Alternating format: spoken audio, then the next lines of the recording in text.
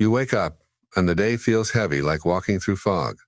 You move, but something feels off. Deep down, there's a silent ache, a tension you can't explain. You think you're tired, maybe uninspired, but it's not fatigue. Something deeper died. You've been chasing things, doing things, surviving. But what are you really aiming for? You say you want success, freedom, peace. But what does that look like for you? Not what the world told you. Not what your parents expected. Not what social media sold you. What do you want? The truth is the mind rebels in silence when it lacks direction. That's why you keep circling the same patterns. That's why you keep running from one thing to another, searching, hoping the next goal will finally feel like home. But it never does. But because it's not clarity, it's confusion wrapped in motion. And confusion is the real cage. You aren't lazy. You aren't broken. You're just misaligned. Imagine trying to solve a puzzle without seeing the picture on the box. That's your life without clarity. You're moving pieces, but they don't fit. You feel lost because your soul is craving a map, a meaning, a reason. And until you define that, every achievement will feel empty. Every step forward will feel like a step sideways. You'll keep wondering why it never feels enough. Silence won't fix this. Distractions won't fix this. Only facing the void within will. Ask yourself the question you've avoided. If no one was watching, if there was no applause, no judgment, what would you build? Where would you go? Who would you become? There is no peace in pretending. The longer you drift, the heavier life feels. Clarity doesn't scream, it whispers. But you must be still enough to hear it. The world is loud. Your path won't be stopped looking for signs in the sky. The map is inside you, and until you find it, you'll remain stuck. Not because you're weak, but because your direction is missing. Clock ticks, but nothing begins. Ideas spark, then fade. Dreams knock gently, but the door stays shut. There's always a reason. Not today, not yet, maybe tomorrow. A whisper convinces you that the perfect moment is just ahead, but it never arrives. The mind creates illusions dressed as logic. You need more money. You need more time. You need more confidence. So you wait. You wait for silence, for stability, for a sign from the universe. But all the universe has ever done is move forward without you. You tell yourself you're preparing. Preparation without execution becomes delay. And delay becomes decay, that still you wait. As if one day you'll wake up and the fear will be gone. The doubt will vanish. The path will light itself. But that day never comes. And every moment you wait, the thing inside you dies a little more. The dream turns into dust, the spark into smoke. That perfection doesn't arrive wrapped in certainty. It comes disguised as chaos, fear, risk. It comes when your hands are shaking, when your voice cracks, when you feel unready. And do it anyway. But you don't move, because waiting feels safe. It gives you an excuse. It shields you from failure, from judgment, discomfort. But it also shields you from everything beautiful on the other side of fear. Time doesn't grant permission. It slips away quiet. Every second you postpone is a second stolen from your own becoming. The longer you wait, the harder it becomes to believe. The longer you hesitate, the more courage fades. And more courage fades. The longer you pause, the less of you remains. You weren't meant to be perfect. You were meant to begin. Nothing changes until something moves, and nothing moves until you do. You think you're protecting yourself. But what you're really doing is locking yourself in a cage made of what-ifs and maybes. You want to start, but you're still waiting, waiting for a feeling, waiting for approval, waiting for tomorrow. Tomorrow is just another today disguised. That time you're waiting for doesn't exist. Only this moment does, and if you don't claim it, it will disappear. Like all the others did, the room is warm, familiar, quiet. Nothing changes here. The walls don't move. The shadows stay the same.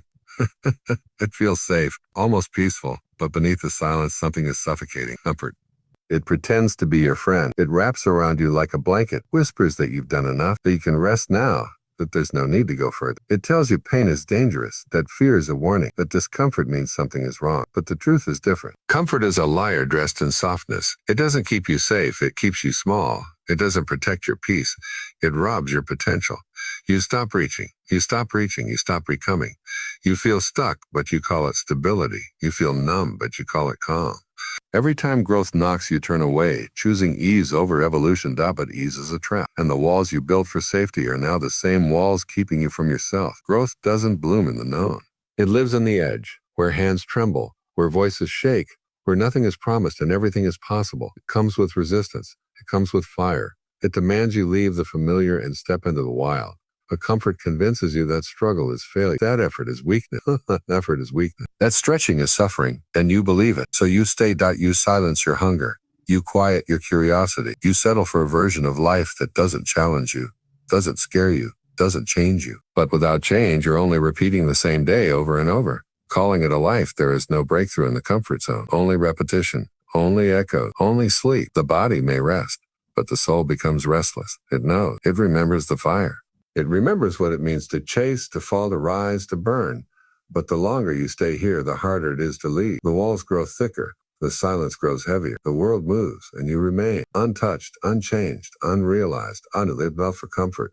You were built for becoming. And the path forward lies just beyond the place you keep avoiding. And without direction, every step is just movement. Not progress. The weight isn't on your shoulder. It's inside your silence, hidden in memory. You never speak. Moments you replay in the dark over and over, like a film with no end. You move through time, but part of you never left that place. The body grows older. The soul stays behind. You carry faces, voices, words that broke something you never fixed. Regrets like invisible chains. Decisions you still bleed for. You tell yourself it's over, but it lives, stitched into every hesitation, every fear, every dream you don't chase. The past doesn't knock. It whispers. It pulls. It lingers in the quiet between thoughts. And even when you smile, it waits just beneath the surface.